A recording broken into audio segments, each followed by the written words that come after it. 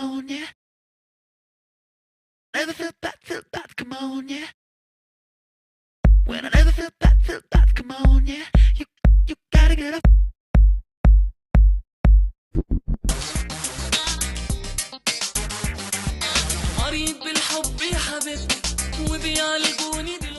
You can see the basic line form patterns for yourself.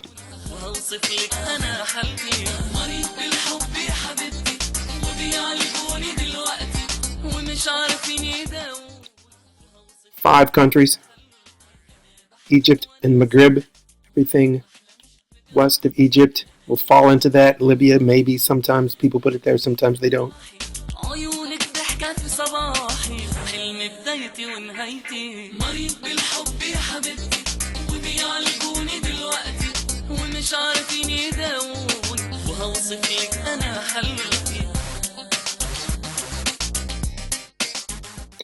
Altitude, of course, is going to affect the climate.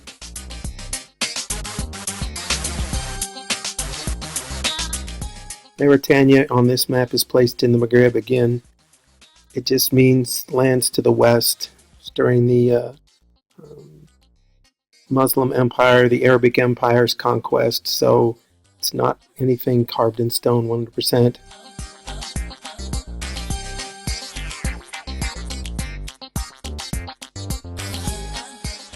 The gorge is way down at the bottom. The steep cliffs, you can see the road.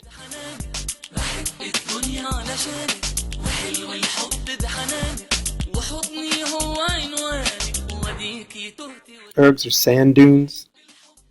Most of the Sahara is not. I know that's the typical image of it. Dregs, that's the stony plain covered in rocky gravel. That's what most of the desert is going to look like. Those are your flat sandstone plateaus. This basically chapter is like, how many words can I mispronounce? So I'm just winging some of this. But the Agara Mountains. Mount Tahat is the highest point. Basically, it's hard to tell on that picture, but it's pink and black landforms. All of it is formed by volcanic activity due to the four plates we just talked about. Okay, Tbilisi Mountains. The highest mountain is Himakusu. That's a volcano. You can kind of sort of see it there on the map. That's a picture. You can see the flat top that shows you definitely volcanic.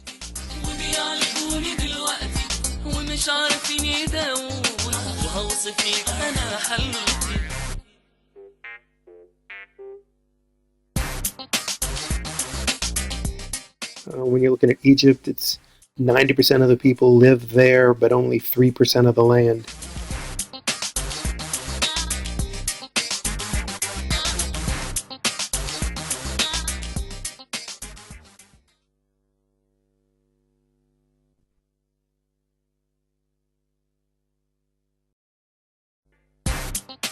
The Aswan High Dam stops the flooding, so that's a good thing. It controls flooding. It provides year-round irrigation, but since the alluvial soil's not coming in, they now need to fertilize.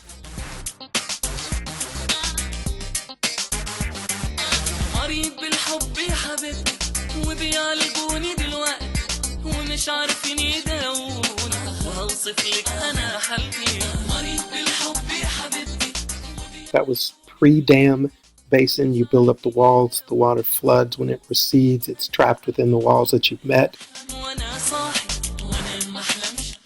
But it brings in the alluvial soils. Now we build a dam, we get Lake Nasser.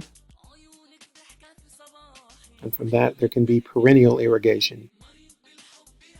While these flash floods fill up dry rivers, it can be a problem. They come from just very, very sudden mud flows. See the different boundaries, predominantly the Mediterranean Sea and the Atlantic.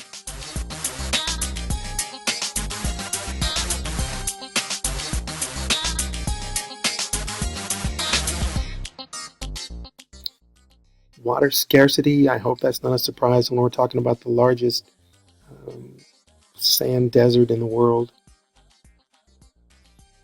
We can tell that the climate has changed. It used to be much more temperate climate, grasslands, lots of various animals that you can see from the cave paintings from thousands of years ago. So there's a comparison of from 7,000 years ago to today.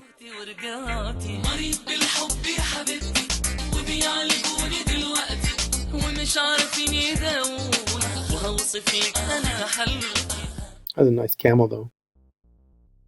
Which, by the way, not indigenous, brought in by the Arabs. So Oasis, you're going to have a limited amount of area that you can grow crops due to the underground water sources. Olive trees, date palms. The Sahel is going to be the border between the Sahara Desert and the rainforest farther south.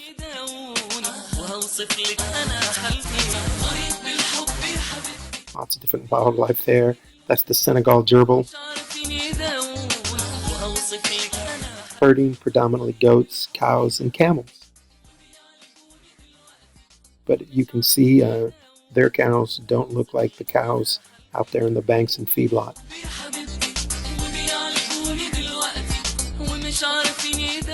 Those are cool trees. That's the acacia tree. Savanna grasslands. This is what you see on TV all the time. That's where your elephants, your giraffes, your zebras, your lions, your no tigers or bears. Mediterranean climate there along the Mediterranean.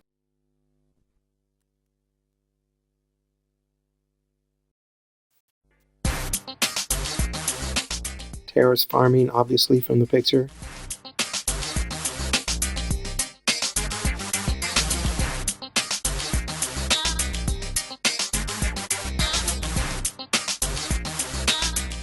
So there are rich natural resources. So the people are poor and the money is falling into the hands of a limited few. Must be something new.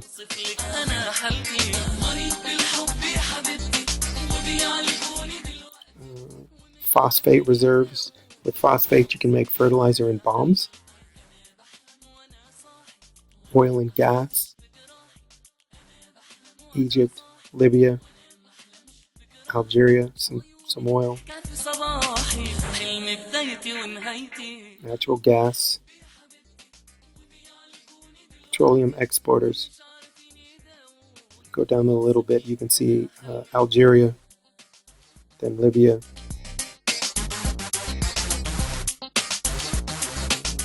And there you can see the countries in the dark. Their predominant exporters, petroleum and natural gas.